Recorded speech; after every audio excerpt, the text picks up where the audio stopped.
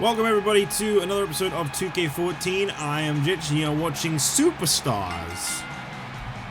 The following contest is scheduled for one fall. Making his way to the ring. From Punjab, India, weighing 222 pounds, Jinder, Mahal. This is the pre-Money in the Bank edition of Superstars. Money in the Bank just tomorrow night. We'll finally find out who will be carrying the WWE Championship and World Heavyweight Championship Money in the Bank contracts.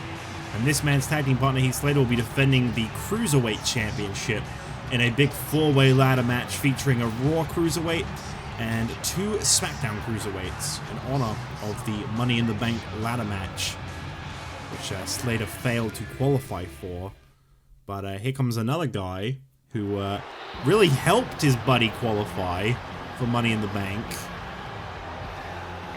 Oh wow, changing things up a little bit here.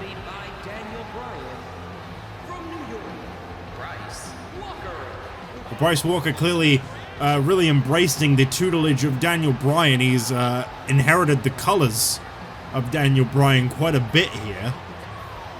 Oh, he looks like his little brother. This is a huge opportunity for Bryce Walker here tonight, sorry. Under the tutelage of Daniel Bryan, I hear this guy has been really working on his submission and technical background, something that Walker was already quite fluent in. So these guys really see eye to eye with each other. Very similar wrestling styles. They really see eye to eye in a lot of things, as a matter of fact. Like their hatred for the past and their focus on the present. Bryce says that tonight is opportunity against Jinder Mahal. This is a little bit different. Normally he embraces the present or the future. Unfortunately for him, though, Jinder Mahal is a never was, and they have no place anywhere. Pretty brutal words. I guess the time has come to see if Walker can take down Jinder Mahal.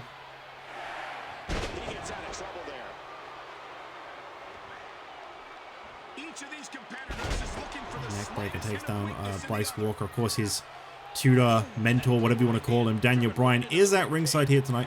A lot of people have commonly been under the impression that Daniel Bryan only got Bryce Walker to move up from NXT to Raw so that he had an easy opponent to qualify for Money in the Bank with. But Walker insists that's not true. That is not the case. These guys just seem to understand each other well and know what's best for Bryce and Daniel Bryan and the future of this industry as a whole. I'm very interested to see what these two can do as a combination, though. We haven't obviously seen them compete as a tag team yet. I don't know if that's something they're really interested in pursuing. Tomorrow night, Daniel Bryan, you know, he could walk out with the Money in the Bank contract. He could walk out with the WWE Championship by the end of tomorrow night. Daniel Bryan could be our very new WWE champion. That is entirely a possibility. There is a Money in the Bank contract match in which Daniel Bryan will be competing. So as I say, with obviously that in mind, it's very good of Daniel Bryan to be at ringside, especially here on Superstars, a show that I have to say respectfully is beneath Daniel Bryan in terms of like his rankings. He doesn't need to be on this show at all. I believe the guy's in the top 10 Superstars on Raw. Big shoulder tackle to the midsection of Walker. This is definitely a tough challenge for Walker to start off against. Jinder Mahal, obviously kind of commonly referred to as the weak link of 3MB, but believe it or not, he's not the one right now with the worst win-loss record. That's actually Drew McIntyre, who is he is the bottom superstar on the Raw rankings right now. 3MB have really not gotten off to the stride that they debuted with. Seems like it's all just been benefiting Heath Slater, if anything. Going in for the cover there, only a 1 count. I do wonder if Daniel Bryan will play any kind of factor in this matchup. It's quite interesting to note that Heath Slater nor Drew McIntyre at ringside for Jinder Mahal here tonight. I'm hoping the band hasn't split up already. I suppose, to be fair, they've all been kind of preoccupied, you know. This Monday night, Drew McIntyre was in a losing effort against Mick Foley. This Sunday, tomorrow night, Heath Slater's defending his Cruiserweight Championship. They've got some big priorities ahead of all of them. And as I said before, that's kind of what I find almost admirable about Bryce's new mentor, Daniel Bryan, is he's here at ringside ahead of a very important match tomorrow night. Jinder Mahal looking for a Death Valley driver on Bryce Walker, and he gets him. Center of the ring. It's going to be a really difficult ride for Walker. He didn't really find a lot of his footing down on NXT, and now he's already here on Raw. So it's definitely going to be a difficult build-up here. But Daniel Bryan personally picked this guy. He said, you can't get any younger, any fresher. This young man, Bryce Walker, my God. That was a smart move there, suplexing him through the announce table. That'll do some damage. Walker obviously has one big thing of adversity is obviously his size difference to a lot of superstars. A lot of superstars clock in about 6 foot, Bryce about 5'8". Quite a significant size difference, and Jinder Mahal going for the cover on Walker here. Didn't really do anything to finish him, but Daniel Bryan a little nervous for his buddy. And here comes this finisher move from Jinder Mahal. Dropped him down with that full Nelson slam, but referee didn't even see a cover attempt. Bryce did manage to kick out though, so that wasn't exactly, I'd say, Jinder being cheated out of a victory. And Walker now, perhaps looking to get pen to paper. He's definitely got strength. Ooh, there you go. Is that going to be the finishing point of this match, though? Well, he did it. He pinned Jinder Mahal dead center of the ring. And look at that. Admiration right there. Staring straight over at his mentor, Daniel Bryan, upon that victory. Looking for approval. Bryan seeming very proud of Bryce Walker. I really don't think there was any militia in bringing this guy up to Raw. I mean, maybe he was looking for an easy win, but he did sign up to be his mentor. That was going to carry on after that Money in the Bank qualifier one way or another. But the point proven here is he doesn't have to help Walker anymore. Bryan's already in Money in the Bank. He's proud of this guy. He's clapping for him. There seems to be some kind of genuine connection between these two, and that was a great victory for Walker here tonight. As Superstars continues up next, we'll see if someone can end their losing streak. AJ Lee, it's been one of the roughest stories. The huge downfall of this hopeful diva started at WrestleMania when she lost to Lita in what was a dream match for her. She has lost every match since WrestleMania. Will that come to an end tonight when she faces Brie Bella? Well, I know she definitely hopes so.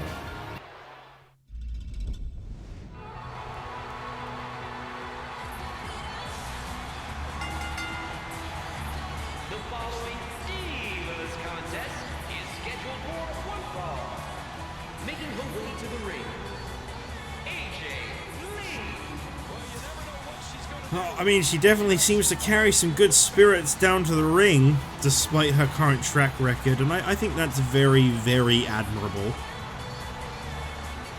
No doubt about that. There is some serious determination in AJ Lee. She has not given up. But as I said before, it's quite... She doesn't want pity, and I respect that, but I'd be lying if I said it wasn't sad to see the downfall that this diva has had since losing to Lita at WrestleMania. That was like the fastest load ever, what the hell?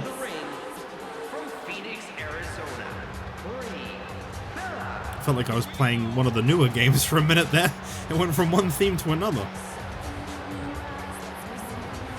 Well, Brie Bella, she's, again, not exactly the most successful. She's got that alignment with her sister Nikki, and now I guess Oksana as well. And they've always kind of taunted and messed with AJ Lee for the longest time. So with that, obviously,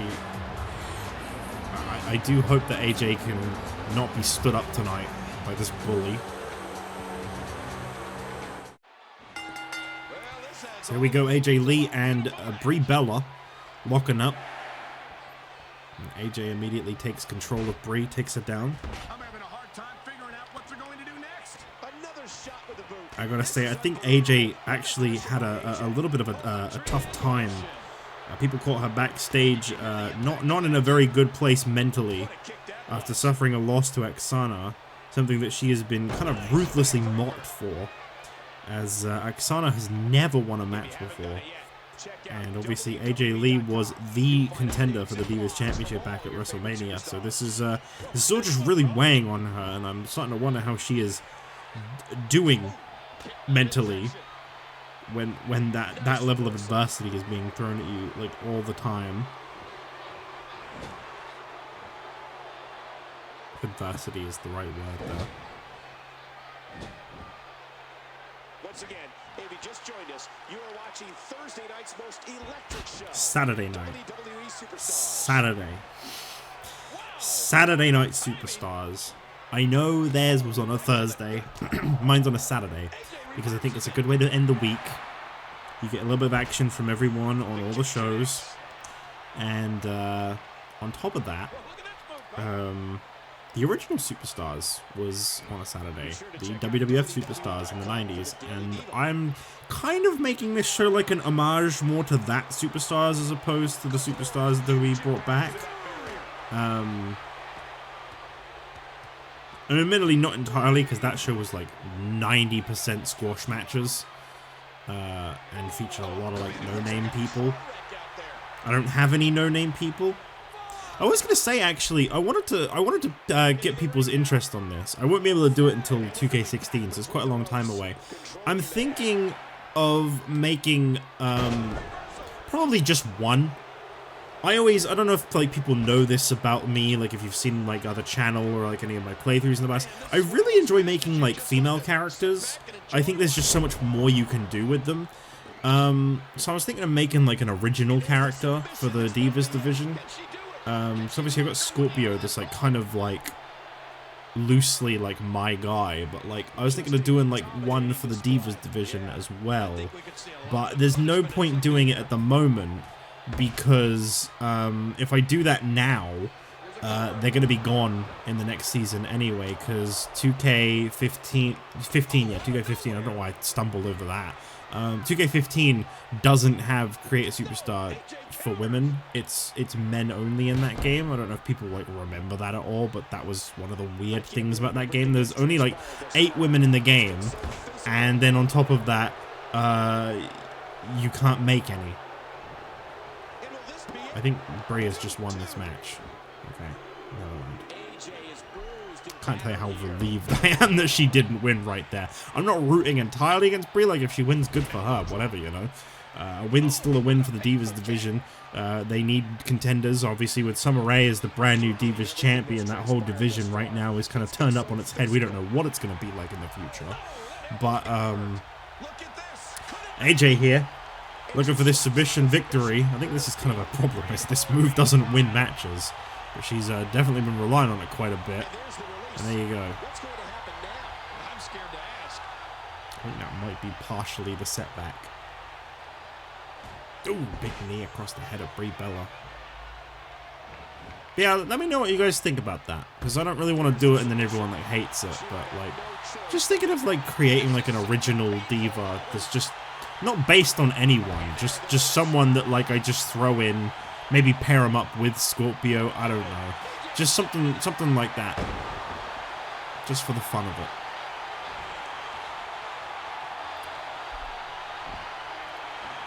But that won't be until 16 anyway, so we've got plenty of time to think about it. Well, AJ, if at first it doesn't succeed, I guess she's going to try again. This submission hold here. Stretching out the arms. I think the problem is, I think it actually weakens the arms. And I don't think she does any moves that weaken the arms. I think I've just found out why AJ keeps losing. I might need to change her finisher. Big DDT brings down Brie Bella, shoves AJ away. Just twice she's done that. I think that's her only finisher in this game, or like she just never does the Shining Wizard. It's one of the two. But I think if that is an arm submission, that's never gonna win, unless she does it like loads of times. There you go. AJ Lee's loss streak is over. When I said that's never gonna win, I meant the move she was doing, by the way, not that she'd never win. Well, it's really good to see the losing streak. No, No, Brie Bella is a horrible person. She'd never celebrate this. This is fake. This is fake news. Cover your eyes. It's not real. Well, here we go. It is time for what I believe is the 4th ever Earn Your Spot match. The following contest is scheduled for one fall. Making his way to the ring from Charlotte, North Carolina, weighing 232 pounds, Ric Flair. Currently, there is a 66% chance of winning this. Dusty Rhodes gave it his shot at joining SmackDown in the first ever Earn Your Spot match, losing to Robert Scorpio. The Shield then challenged the Nexus and moved to Raw, defeating the Nexus. And then most recently, Razor Ramon turned Scott Hall, challenged Jake Roberts and defeated him, and then joined the NWO. Ric Flair becomes the 4th man to ever give it a shot in an Earn Your Spot match. And so far, the success rate seems to kind of say if you go into Raw, it's a 100% chance. If you go into SmackDown, yeah, those odds would go, they drastic go down. 0%. You know, I'd forgotten this was his opponent when I said that. Perfect. From Detroit, Michigan, weighing 276 pounds, Scott Steiner. Scott Steiner, I gotta be honest, I'm surprised that this guy is at the bottom of the SmackDown rankings, but obviously he's still a newcomer, and the few matches that he's had, his win-loss record hasn't been great, admittedly. He's not actually ever really managed to get off of superstars. It comes as a surprise, it really does. I mean, you take one look at this guy and you think main event scene, World Heavyweight Championship, facing Triple H and having bodybuilding contests. Does that not sound like the ideal main event scene for the World Heavyweight Championship on SmackDown? Well, I certainly think so. I think a pose-off between those two is exactly what we need to close out SmackDown. And open SmackDown. And be everything about SmackDown. So here we go, first time ever face-off in this series, of course, because Ric Flair has been a fresh face on NXT. These two are very fresh to this series, unlike other Earn Your Spot matches. You know, Dusty Rhodes faced Scorpio. Scorpio's been around since Season 1. The Shield faced the Nexus. The Nexus had been around since Season 1. And Razor Ramon faced Jake Roberts, who was in Season 1, went away, and then came back in Season 4. So technically, you know, he is still a veteran to some degree. But here tonight, you are looking at two people who made their debut in this season, facing off against each other. And as I said, big time opportunity for Ric Flair here tonight to join the SmackDown roster. What will that mean for the future for Ric Flair should he join SmackDown? Well, I mean, no one knows, really. It's down to Ric Flair to figure out what that means for him. Big suplex there to Ric Flair from Scott Steiner. This guy can hit pretty hard. I've always said this before, but obviously for the person that loses the Earn Your Spot match, be that Ric Flair, there's kind of that hero's return, he goes back to NXT. He may feel like a loser, he may feel like there's no place for him, but you know, you can embrace it, and you can kind of try to turn things around for yourself back down there and make the most of the opportunities you've got on NXT. And for obviously Scott Steiner, should he lose and head down to NXT, he's a big fish in a small pond. He's a guy who's, okay, he never actually, I don't think he ever competed on a match in SmackDown if he lost tonight, but he's been a part of the SmackDown roster. He's competed in front of the Superstars crowd. You know, he's got a bit more veteran experience in that sense of like some of the opponents he'll have faced on here and stuff. And I think that then makes him a bigger deal down on NXT. And I'll tell you, Scott Steiner, this is exactly the kind of guy built to beat Andre the Giant. I don't think there's a thicker chest in all of this series than Scott Steiner's. So I'm so sorry about all the background noise. These rabbits all fucking day have just been so loud. I don't know why. They just hate when I record, I guess. They hate when I have fun. Back body drop takes down Scott Steiner. That fan digs crazy trips, and this feels like the perfect match to tell you that. Big belly to belly sends Ric Flair across the ring. And there's DDT. good measure. Ric Flair sending Scott Steiner into the corner. And a clothesline attempt failed.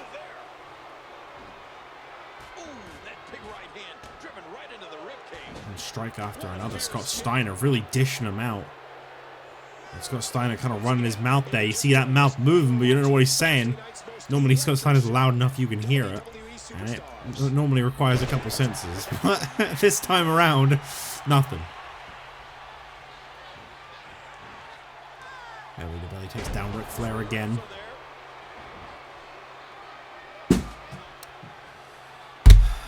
One second. Okay, I'm back. Hopefully, there'll be a little bit less background noise now.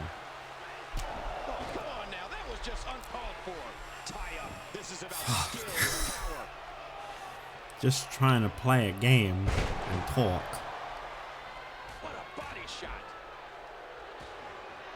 I don't think I'm asking for too much.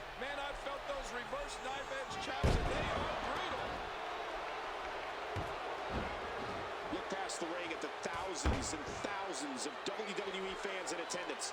Each and every one of them are having a great time tonight. Did you know that? Each and every one of them.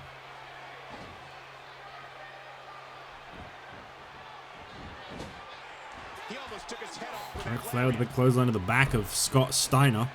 Almost 5 minutes deep into this, and I do find these on your spot matches to generally be pretty tense, is what I was gonna say. You can see how I stumble over the words there. Normally very back and forth, very heated. I mean, this is literally, like, if you're Scott Steiner, this is a guy who is saying, I want your place on the SmackDown roster. I deserve it more than you. I can respect where the disrespect would feel like it's creeping in there. I could really understand where someone like Scott Steiner could be quite upset by that, as a matter of fact. How's Ric Flair even standing? Well, with his submissions, he's always a dangerous threat. This really could come down to one move. Scott Steiner has been very in control of this match, though. I do feel like we've seen a very impressive side of Scott Steiner come out here tonight. I mean, you look at Robert Scorpio. We talk a lot about, obviously, the Nexus and Jake Roberts and how losing their Earn Your Spot matches kind of helped them in a way, because NXT has kind of been like that blessing in disguise for them. It's been something fresh for them, and it's created new opportunity for them. But in that same vein, you know, you look at Robert Scorpio, and when he defeated Dusty Rhodes and remained the SmackDown superstar, the guy is competing in the Money in the Bank ladder match tomorrow night on Money in the Bank. God, this is why naming a pay-per-view after a match type is stupid. He's competing in the Money in the Bank ladder match at Money in the Bank. It's so dumb. Please, can we get rid of pay-per-view names like that? I know it's been like 10 years and you're just not going to, but please, please?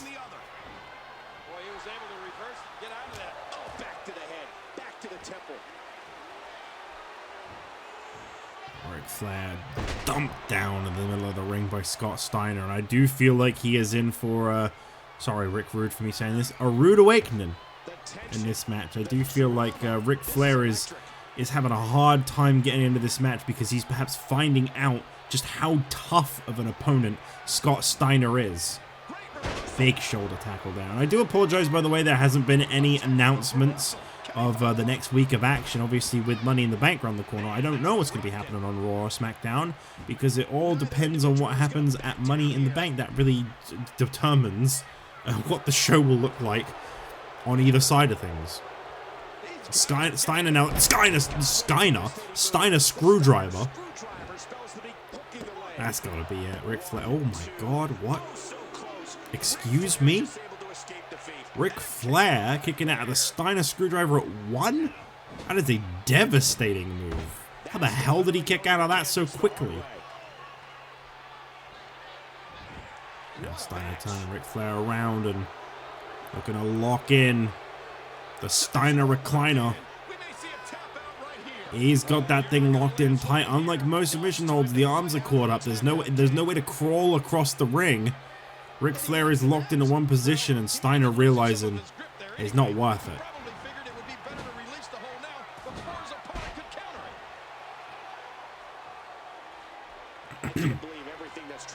Flair. Steiner set up in the center of the ring, and that pizzazz in that knee drop. You could see the way he kind of backed up, took his time.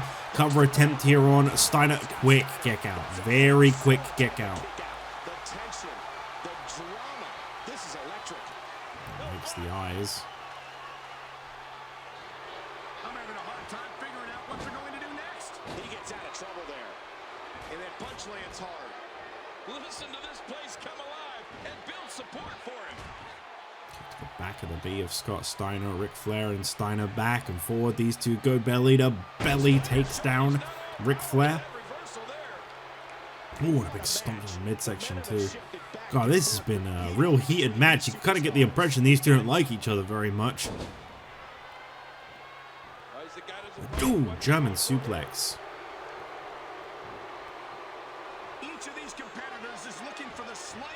Ric Flair desperation move here, goes for a roll-up pin. That worked for Bret Hart last night on SmackDown, but it definitely didn't work for Ric Flair right there and then. Steiner once again in control. I do feel like this has mostly been Steiner. If I had to base it off of what I've seen so far in this match, I'd have to say I think Scott Steiner is coming out with a victory here tonight. I think he's remaining on SmackDown just based off of what I've seen so far from these two. Flair kicking Steiner off. Almost 10 minutes into this match and still nowhere near a result, it feels. These two are really going at it.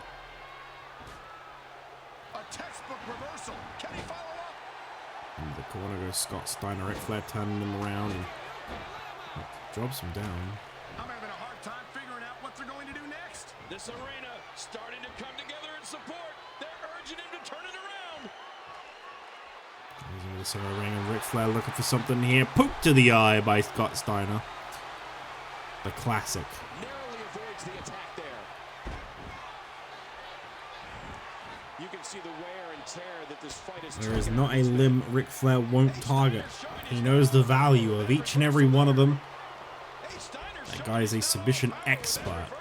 I'll tell you, actually, that's one of the things I'd love to see if Ric Flair came to SmackDown. I'd love to see him and Bret Hart cross paths at some point. That could be a real treat.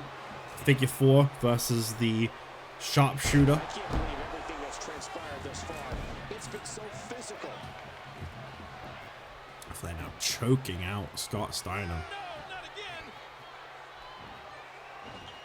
What more has Ric Flair got to do?